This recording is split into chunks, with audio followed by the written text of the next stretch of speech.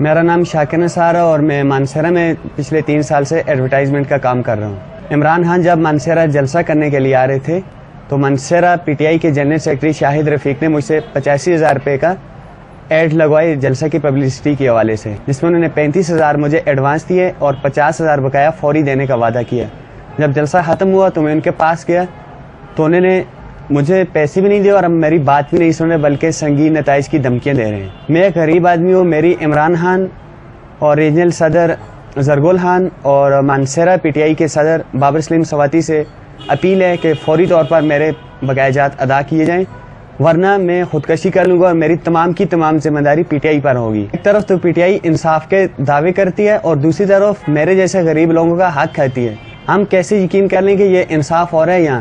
میں خود پچھلے 5 سال سے پی ٹی آئی کو سپورٹ کر رہا تھا اور کر رہا ہوں، لیکن مانسہرہ کے پی ٹی آئی میں جو لوگ ہیں غریبوں کا حق کھاتے ہیں، ان کے خلاف بالکل اقدامات کرنے چاہیے۔